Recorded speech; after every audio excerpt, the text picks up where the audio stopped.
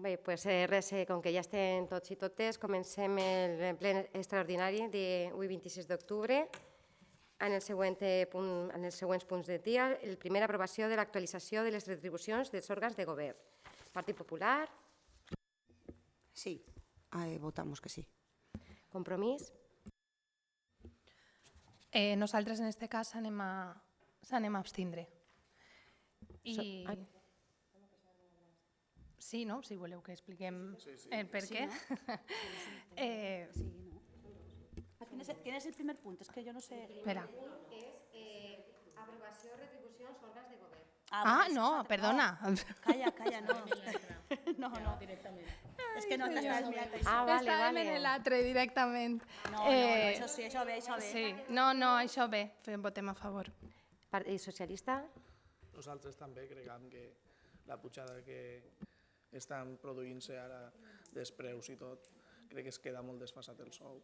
Ja estava, doncs ara encara molt més.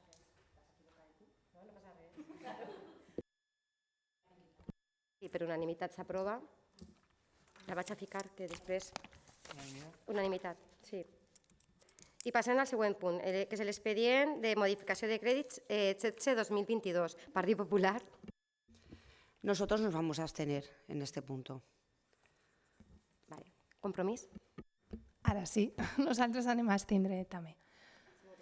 Sí, a veure, en aquest cas anem a abstindre perquè, evidentment, en la part que correspon a tot el que és pujar el tema dels sous i algunes partides que s'han quedat curtes per temes de llum o de gastos, diguem, una miqueta més generals i necessaris, en aquest aspecte estaríem d'acord, però la realitat és que són el mínim i si nosaltres estiguérem al govern tindríem altres prioritats en el reparto que s'ha fet de la resta de diners del fons de cooperació.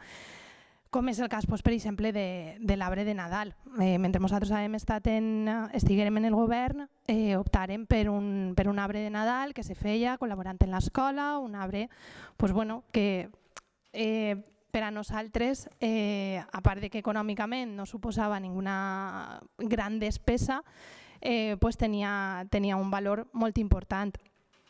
I en quant a, per exemple, el tema del pàrquing, nosaltres ho havíem fet d'una altra manera. També demanaríem poder veure el contracte, que ja ho vam comentar l'altre dia en la comissió. Bàsicament això, nosaltres ho faríem d'una altra manera. Mira, avui, de fet, ha presentat per registre d'entrada el document que tenia que presentar l'oferta del propietari del pàrquing del camp de futbol, el del costat. Avui ha presentat, és que l'hem vist al registre d'entrada i t'hem preguntat si estava presentant això. En això i tot el que siga, us donarem els documents a dos partits. Passen a votació, vots a favor. Perdó, PSOE, perdó, Jesús. Com estem avui? M'he ignorado. Bueno, jo sí que dir dos cosetes. Aquesta modificació és l'última del fons de cooperació de Diputació. Bendito fons de cooperació. En aquest cas són 135.000 euros més. Això era algo que abans de 2015, abans de que governara el Botànic, havien demanat moltíssim.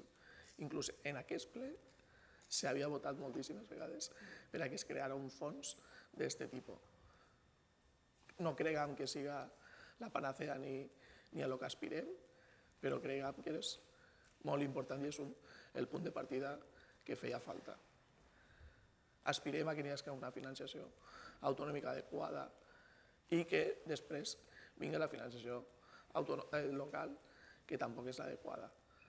A nivell estatal ens arriba un fons, però tampoc és el que creguem que ens tindria que arribar. Això seguirem reivindicant-ho sempre. Aquesta modificació assumeix la pujada dels sous dels funcionaris, pactada a nivell estatal. En el que al 2022 falta.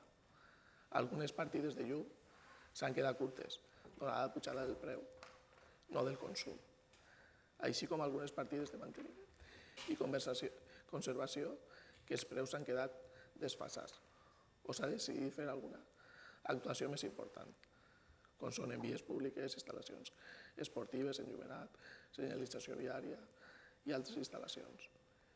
I pujar a partir de cultura, participació ciutadana i l'habilitació del pàrquing del camp de futbol o la compra d'un arbre de Nadal.